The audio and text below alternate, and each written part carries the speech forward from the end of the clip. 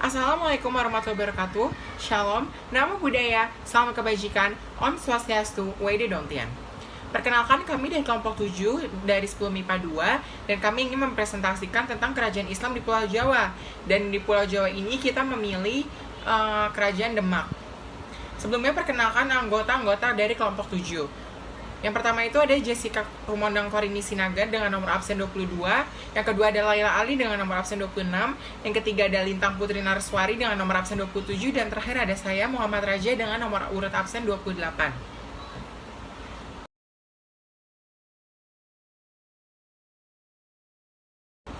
Nah, pada poin pertama nih kita harus tahu dulu nih ya kan, kedatangan agama Islam di Pulau Jawa itu disebarkan oleh siapa ya kan, dari mana. Nah, agama Islam masuk ke Pulau Jawa itu sekitar abad ke-11 Masehi yang dibawa oleh pedagang dari daerah Arab dan Gujarat nih. Nah, kemudian tuh udah nyampe di Jawa, disebarkan lagi oleh mubalik atau penyampai ilmu agama di dalam agama Islam dari Pasai atau Aceh Utara. Nah, ada pun yang didatangi pertama oleh Islam di Pulau Jawa yaitu daerah sekitar pesisir utara Jawa Timur. Perkembangan di Pulau Jawa itu sejak datangnya Wali Songo yang bernama Maulana Malik Ibrahim di Gresik yang kemudian menjadi pusat penyebaran Islam Jawa Timur. Nah, benih-benih kedatangan Islam ke tanah Jawa itu sebenarnya udah dimulai pada abad pertama Hijriah atau sekitar abad ke-7 Masehi. Nah, hal itu tuh dituturkan oleh Profesor Dr. Buya Hamka dalam bukunya yang berjudul Sejarah Umat Islam. Bahwa pada tahun 674 sampai tahun 675 Masehi, sahabat Nabi yang bernama Muawiyah bin Abi Sufyan pernah tinggal singgah di tanah Jawa atau lebih tepatnya di Kerajaan Kalingga dan menyamar sebagai pedagang.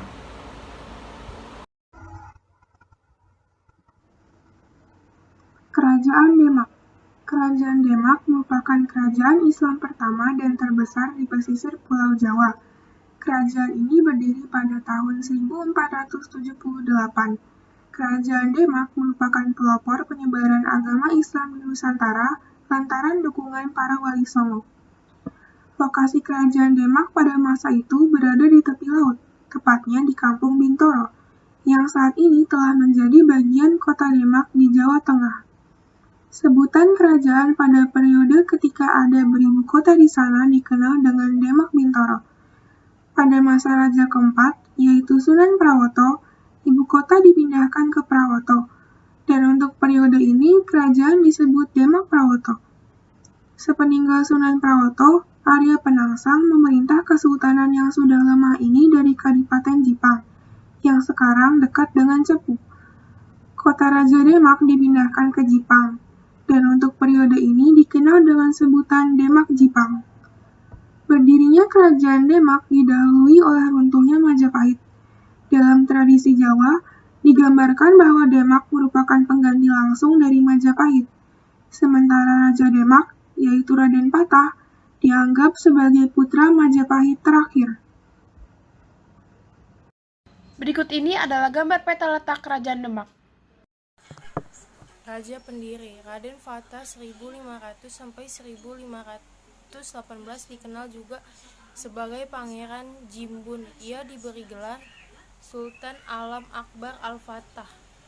Saat menjadi pimpinan Kerajaan Demak, Raden Fatah merupakan pendiri Kerajaan Demak dan menjadi raja pertama di Kesultanan Demak.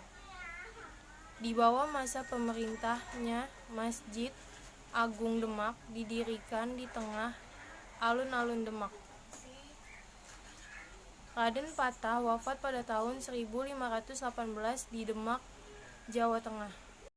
Raja Kejayaan Sultan Trenggono 1521 sampai 1546 merupakan adik dari Pati Unus yang menjabat sebagai raja di Kerajaan Demak selama 3 tahun.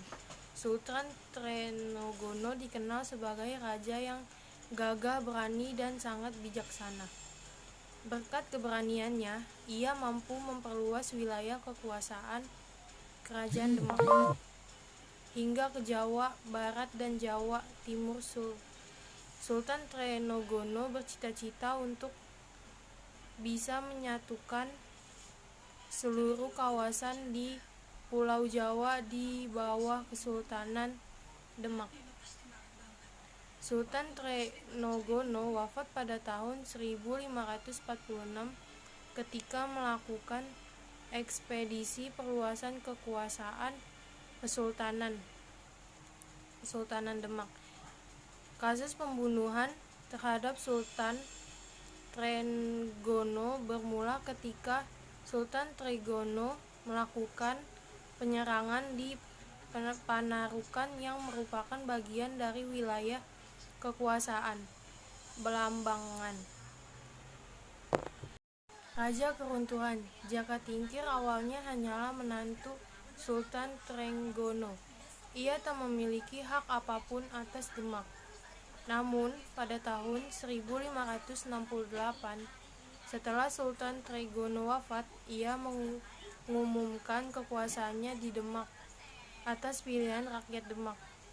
Ia lalu memerintahkan agar pemerintah Demak dipindahkan ke Pajang. Seluruh benda pusaka di Demak juga tak luput dari perpindahan tersebut. Pemindahan ini sekaligus menjadi titik keruntuhan Kerajaan Demak. Jaka Tingkir wafat pada tahun 1582. Ia dimakamkan di Desa Butuh, yaitu kampung halaman ibu kandungnya. Berikut ini adalah politik pemerintahan Kerajaan Demak. Pada masa awal berdirinya Kerajaan Demak, untuk semakin meningkatkan pengaruh di dalam perdagangan nasional dan internasional, maka pada tahun 1513, Demak melakukan penyerangan ke Malaka. Serangan ini dipimpin oleh Adipati Unus atau sering juga disebut dengan Pangeran Sabranglor. Serangan ini mengalami kegagalan. Dalam kehidupan politik Kerajaan Demak, Wali Songo memiliki peran yang sangat penting di lingkungan sebagai pendamping dan penasihat istana.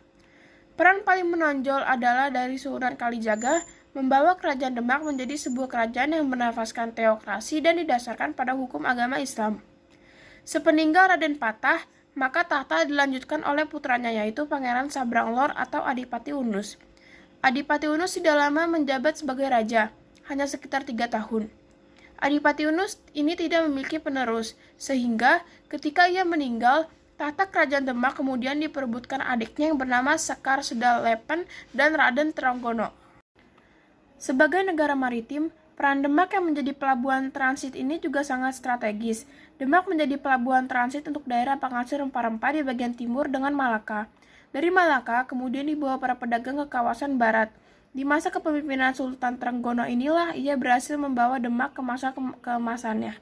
Masa kejayaan Kerajaan Demak ini benar-benar luar biasa di bawah pemerintahan Sultan Trenggono.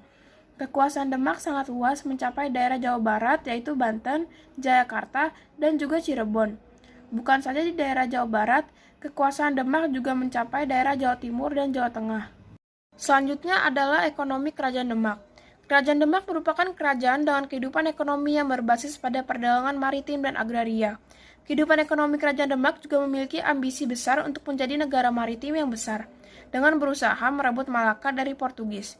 Meski tidak berhasil merebut Malaka, namun perdagangan Kerajaan Demak dengan pelabuhan-pelabuhan lain di Nusantara cukup berhasil dan sangat ramai. Demak seperti menjadi sebuah pelabuhan transit atau penghubung daerah penghasil rempah-rempah dan memiliki sumber pertanian yang sangat besar. Dengan daerah sumber pertanian yang luas, Kerajaan Demak memiliki peran penting dalam perkembangan ekonomi global pada masa itu. Demak berhasil menjadi kerajaan penghasil bahan makanan, seperti beras dengan dipadukan dengan perdagangan yang cukup berkembang. Kehidupan ekonomi Kerajaan Demak sangat maju terbukti dengan berhasilnya Demak mengekspor beberapa bahan makanan seperti beras dan madu dan bahkan juga lilin. Barang-barang tersebut berhasil diekspor ke Malaka melalui pelabuhan Jepara. Dengan keadaan seperti ini, kehidupan ekonomi Kerajaan Demak bisa dikatakan sangat berhasil dan masyarakatnya juga sangat sejahtera. Sebagai negara maritim, peran Demak yang menjadi pelabuhan transit ini juga sangat strategis. Demak menjadi pelabuhan transit untuk daerah penghasil rempah-rempah di bagian timur dengan Malaka. Dan dari Malaka ini kemudian dibawa para pedagang ke kawasan barat. Agama, sosial, dan budaya. Dengan peradaban yang cukup maju, kehidupan sosial budaya Kerajaan Demak juga sangat teratur. Pemerintahan berjalan dan diatur dengan hukum agama Islam. Meskipun menggunakan hukum agama, Norma dan tradisi lama yang tidak bertentangan dengan syariat agama Islam tidak ditinggalkan begitu saja. Keadaan sosial di Demak tidak jauh berbeda dengan masa berkuasanya Majapahit. Perbedaan yang mencolok terdapat pada penggunaan aturan dan hukum yang cocok dengan ajaran Islam, sehingga terasa lebih tertib dan teratur. Hasil kebudayaan Kerajaan Demak adalah kebudayaan yang berkaitan dengan Islam. Salah satu hasil kebudayaannya yang cukup terkenal dan sampai sekarang masih berdiri adalah Masjid Agung Demak. Masjid Agung Demak ini sangat kental dengan nuansa seni dan ukiran yang sangat indah.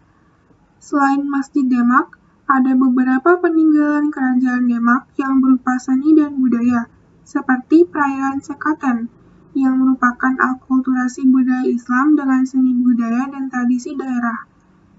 Sekaten digunakan oleh Sunan Kalijaga untuk menarik minat masyarakat agar masuk Islam.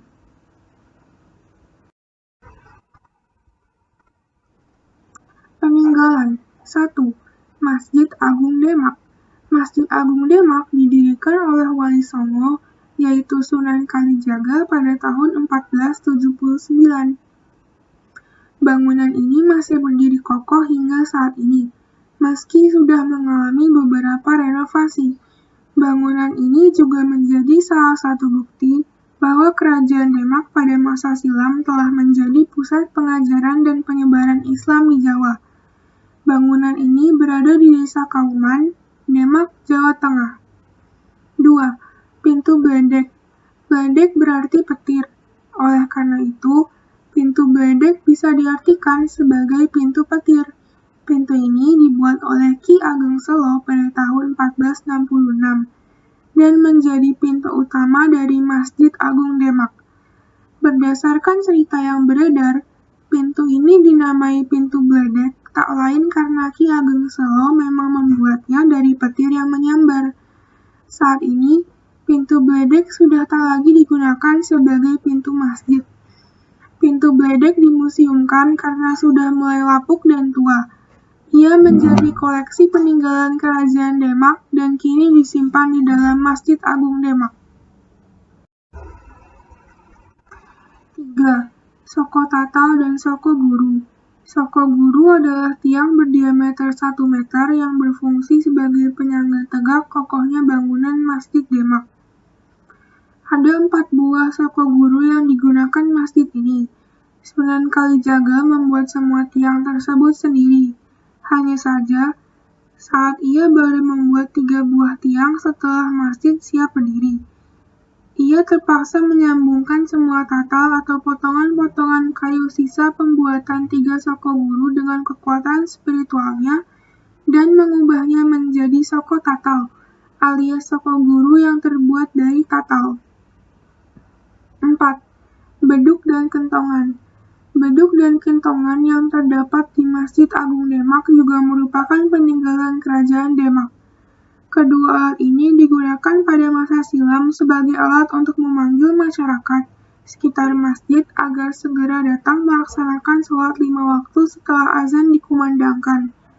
Kentongan berbentuk menyerupai tapal kuda memiliki filosofi bahwa jika kentongan tersebut dipukul, maka warga sekitar harus segera datang untuk melaksanakan sholat 5 waktu secepat orang naik kuda. 5. Piring Campa. Piring Campa adalah piring pemberian seorang putri dari Campa, yang tak lain adalah ibu dari Raden Patah. Piring ini jumlahnya ada 65 buah. Sebagian dipasang sebagai hiasan di dinding masjid, sedangkan sebagian lain dipasang di tempat imam. Poin yang terakhir itu adalah keruntuhan Kerajaan Demak gitu kan. Apa sih yang menyebabkan Kerajaan Demak ini runtuh? Siapa sih yang menjadi tokoh runtuhnya Kerajaan Demak gitu? Penyebab runtuhnya Kerajaan Demak di abad ke-16 itu diawali dengan dendamnya si Arya Penangsang setelah meninggalnya Sultan Trenggana. Kerajaan Demak mengalami kekecewaan politik yang disebabkan oleh perebutan kekuasaan antara Arya Penangsang dan Sunan Prawoto. Sunan Prawoto diangkat sebagai Raja Demak menggantikan Sultan Trenggana pada tahun 1546. Namun, pengangkatan Sunan Prawata ini mendapat tantangan dari Arya Penangsang yang merupakan Sunan sepupu dari Sunan Prawoto. Arya Penangsang menganggap bahwa yang berhak menjadi Raja Demak adalah dirinya, bukan sepupunya itu. Selain itu, Arya Penangsang juga menaruh dendam terhadap Sunan Prawoto karena telah membunuh ayahnya yang bernama Pangeran Surowiyoto. Sunan Prawoto membunuh Pangeran Surowiyoto agar Sultan Trenggana diangkat sebagai Raja Demak setelah kematian Pati Unis pada tahun 1521. Nah, terjadilah penumpasan si Arya Penangsang ini karena sebelumnya Arya Penangsang ini melakukan pembunuhan kepada Sunan Prawoto dan mendapat kecaman dari menantu Sultan Trenggana yang bernama Joko Tingkir atau Sultan Hadiwijaya. Kemudian si Jaka Tingkir ini bersama Ki Gede Pemanahan dan Ki Panjawi melakukan upaya perebutan kembali tahta Demak dari si Arya Penangsang setelah ia membunuh si sepupunya itu sendiri. Lalu apa sih faktor yang menyebabkan keruntuhan kerajaan Demak? Itu yang pertama adalah terjadinya perang antar saudara. Tragedi ini berawal dari persaingan antara Pangeran Surowiyoto atau lebih dikenal dengan Sekar Sedalepen dengan Sultan Trenggana. Mereka adalah dua putra dari pemimpin kerajaan Demak sebelumnya, yakni Raden Patah. Nah, setelah Raden Patah meninggal, kedua putranya bersaing untuk menduduki tahta raja dan kedudukan sebagai raja berhasil diraih oleh Sultan Trenggana. Usai Trenggana meninggal, kedudukan raja ditempati oleh putranya bernama Sunan Prawoto. Namun, kedudukan tak berjalan mulus karena ditentang keras oleh Sekar Sedalepen. Akibat penolakan kerasnya itulah Sunan Prawoto membunuh Sedalepen di tepi sungai ketika ia pulang dari masjid usai sholat Jumat. Pada tahun 1561, Arya Penangsang putra dari Sedalepen membunuh Sunan Prawoto sekeluarga dan merebut kursi raja Demak kelima. Setelah berhasil menjadi raja, si Arya Penangsang ini memerintahkan pengikutnya untuk membunuh penguasa Jepara yaitu Pangeran Hadiri. Hal tersebutlah yang membuat para adipati termasuk Jaka Tingkir Hadiwijaya memusuhi sang raja. Merasa tak terima, pada tahun 1554 Jaka Tingkir Hadiwijaya dan pengikutnya melakukan pemberontakan. Arya Penangsang berhasil dibunuh oleh anak angkat Jaka Tingkir yaitu Sutawijaya. Meninggalnya Raja Demak menandakan Kesultanan Demak berakhir dan pusat pemerintahan dipindah ke Pajang oleh Jaka Tingkir. Faktor yang kedua itu adalah adanya perdebatan sengketa dalam keluarga. Penyebab runtuhnya kerajaan Demak yang berikutnya yakni perbedaan keturunan dalam keluarga kerajaan Raden Patah. Ia diketahui memiliki banyak anak laki-laki namun berasal dari ibu yang berbeda. Kesulitan pertama dialami setelah mangkatnya Adipati Yunus yang tak meninggalkan putra. Pangeran Surowiyoto atau Sekar Sedalepen dan Raden Trenggana berebut kekuasaan. Perdebatan tersebut disebabkan oleh Sedalepen merupakan putra tertua sang raja namun ia lahir dari istri ketiga. Sedangkan Raden Trenggana yang jauh lebih muda namun lahir dari istri pertama. Nah, yang terakhir itu adalah faktor dari pemerintahan yang gagal. Pemerintahan kerajaan yang gagal menjadi faktor yang menyebabkan kerajaan Demak runtuh. Beberapa masalah seperti perbedaan mazhab antara rakyat dan bangsawan, pemerintah yang abai kepada rakyat karena terlalu fokus perang dengan Portugis, dan kurangnya mendengar aspirasi rakyat, membuat kerajaan Demak tak bisa bertahan. Setelah kerajaan Demak runtuh, kemudian pemerintahan dipindahkan ke Pajang dan berdirilah kerajaan baru yaitu Kerajaan Pajang. Dendam dari Arya Penangsang akhirnya sudah terbalaskan, dan ia resmi menjadi Sultan Demak kelima. Namun, anak Prawoto yang bernama Arya Panggiri malah melanjutkan tali dendam tersebut karena kedua orang tuanya mati dibunuh oleh Arya Penangsang. Kasus ini semakin rumit ketika pembunuhan bukan hanya dilakukan pada Prawoto, namun juga Raja Jepara yang meninggalkan istri yang bernama Ratu Kalinyamat, yang masih termasuk saudara Raja keempat Demak. Nah, dari kejadian yang dinilai kejam ini, akhirnya beberapa kerajaan di bawah kekuasaan Demak memutuskan untuk memberontak pada tahun 1554. Seorang tokoh yang terkenal bernama Hadiwijaya atau Jaka Tingkir di Kerajaan Pajang akhirnya membentuk persekutuan dengan Ki Gede Pemanahan dan Ki Panjawi dan berhasil mengalahkan Arya Penangsang di Jipang Panolan. Pada tahun 1568, Jaka Tingkir menjadi Sultan Demak serta memindahkan ibu kota Kerajaan Demak ke daerah Pajang. Pemindahan ini sekaligus menjadi titik keruntuhan Kerajaan Demak. Nah, apa sih yang dapat disembuhkan dari Kerajaan Demak ini? Kerajaan Demak itu adalah kerajaan Islam pertama dan terbesar yang terletak di pesisir Pulau Jawa. Raja pendiri Kerajaan Demak adalah Raden Patah. Raja kejayaannya adalah Sultan Trenggono dan raja keruntuhannya adalah Jaka Tingkir. Kehidupan ekonomi masyarakatnya bergantung pada perdagangan maritim dan agraria, serta perdagangan internasional, dan kehidupan agama dan sosial budaya Kerajaan Demak sangat dekat dengan kebudayaan dan syariat Islam. Contohnya perayaan Sekaten yang merupakan akulturasi budaya Islam dan tradisi adat. Peninggalan Kerajaan Demak berupa Masjid Agung Demak, Pintu Bledek, piring campak, soko tatal, dan soko guru, serta beduk dan kentongan. Nah, sedangkan kalau kehidupan politiknya ini, raja-rajanya tuh pada pintar semua, sehingga kayak contohnya di masa kejayaan si Sultan Trenggana, wilayah kekuasaan Demak itu sangat luas, nggak cuma di Jawa Barat, tapi Jawa Timur dan Jawa Tengah. Sedangkan untuk masa keruntuhannya ini itu disebabkan secara generalnya itu karena perang saudara, yaitu saling membunuh satu sama lain, membunuh ayahnya, terus anaknya ngebunuh lagi gitu. Jadi raja kayak gitu keruntuhan. Terima kasih sudah menyimak pembahasan dari kelompok kami tentang Kerajaan Demak di Pulau Jawa. Semoga apa yang telah kami sampaikan menjadi pembelajaran dan menjadi pahala untuk kami dan juga ya penonton yang mendengar. Sekian, terima kasih kelompok kami. Mohon maaf banyak kekurangan. Wassalamualaikum warahmatullahi wabarakatuh.